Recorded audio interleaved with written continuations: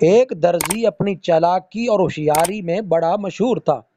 کچھ لوگ ایک جگہ پر بیٹھے اس درزی کی چالاکی کے قصے ایک دوسرے کو بڑھ چڑھ کر سنا رہے تھے اور کہہ رہے تھے، یار وہ درزی تو بڑے کمال کا آدمی ہے، ہم نے آج تک اس قدر عیار اور چالاک نہیں دیکھا، کوئی کتنا ہی ہوشیار آدمی کیوں نہ ہو۔ اور درزی کے سامنے بیٹھ کر اپنا کپڑا کٹوائے درزی پھر بھی اپنی چالاکی سے کام لے کر تھوڑا بہت کپڑا چوری کر ہی لیتا ہے اور کسی کو پتہ بھی نہیں چلنے دیتا۔ ہر کوئی اپنے اپنے تجربے کے مطابق درزی کی چالاکی کے قصے سنا رہا تھا۔ انہی لوگوں میں ایک سپاہی بھی بیٹھا ہوا تھا جو اپنے آپ کو بڑا عقل مند سمجھتا تھا۔ وہ درزی کی چالاکی کی باتوں کو سن کر چڑ گیا اور چڑھتے ہوئے بولا، کیا بات کرتے ہو؟ درزی کتنا ہی عیار کیوں نہ ہو، میرے سامنے اس کی چالاکی بالکل نہیں چل سکتی اور مجھے وہ دھوکہ دینے کی جرات نہیں کر سکتا۔ اس کے ساتھ ہی سپاہی نے کہا، لو بھائی، میں اس بات پر شرط لگاتا ہوں کہ میں کل ہی اپنے کوٹ کا کپڑا اس کے پاس لے کر جاؤں گا اور اپنے سامنے کٹائی کرواؤں گا اور اس سے کہوں گا کہ میرا کوٹ سی دے۔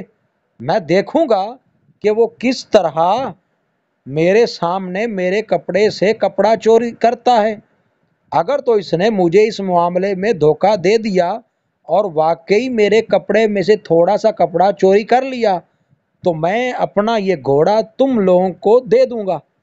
سپاہی خود ہی اس طرح کی شرط لگا کر اگلے دن کوٹ کا کپڑا لے کر درزی کے پاس جا پہنچا اور کہنے لگا، ٹیلر ماسٹر صاحب، یہ میرے کوٹ کا کپڑا ہے، اس کا کوٹ تیار کرنا ہے، لیکن بات یہ ہے کہ کپڑے کی کٹائی اسی وقت میرے سامنے کرو، کیونکہ میں نے تمہاری چالاکی اور ہوشیاری کی بڑی کہانیاں سنی ہیں، لیکن میں بھی کچھ کم نہیں ہوں، تمہارے دھوکے میں آنے والا نہیں ہوں۔ میں دیکھتا ہوں نا کہ تم کتنے ہوشیار اور چالاک ہو۔ درزی نے منہ اٹھا کر سپاہی کی طرف دیکھا اور دل ہی دل میں ہنسنے لگا اور پھر بولا، حضور تشریف رکھیں، میں تو بڑا ایماندار آدمی ہوں، معلوم ہوتا ہے کہ آپ کے دل میں میرے بارے میں کسی نے غلط فہمی پیدا کر دی ہے۔ میرا تو یہی کام کرتے ہوئے ساری عمر بسر ہو گئی ہے، لیکن حرام ہے جو آج تک کسی کا ایک گرا بھی کپڑا چوری کیا ہو۔ مجھے معلوم ہے آپ معاملہ فہم سپاہی ہیں، ہر بات کی تہ کو سمجھتے ہیں، یقینی بات ہے کہ عقل مندی میں آپ سے بڑھ کر اور کون ہو سکتا ہے۔ آپ کے سامنے بھلا کس کی مجال ہے کہ جو چالاکی اور عیاری دکھائے، اور پھر مجھ سا ناچیز تو آپ کے سامنے اس طرح کی چالاکی دکھانے کی ہرگز جرات نہیں کر سکتا۔ سپاہی درزی کی بات سن کر بہت خوش ہوا اور دل میں سوچا، درزی مجھ سے مات کھا گیا ہے۔ سپاہی نے اپنا کپڑا درزی کی طرف بڑھا دیا۔ درزی نے کینچی سے کپڑا کاٹنا شروع کیا۔ اب سپاہی چوکس ہو کر بیٹھ گیا اور اس نے نظریں درزی کی کینچی اور ہاتھوں پر گاڑ دیں۔ درزی جہاں پر چالاکی و عیاری میں ماہر تھا، وہاں پر وہ لطیفہ گوئی اور مسخرہ پن میں بھی اپنا جواب نہ رکھتا تھا۔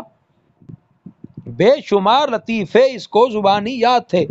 اس نے جب سپاہی کو اس قدر چوکنا ہو کر بیٹھے دیکھا تو کپڑا کاٹتے کاٹتے ایک ایسا زبردست لطیفہ سنایا کہ جسے سن کر سپاہی ہنستے ہنستے دوہرا ہو گیا۔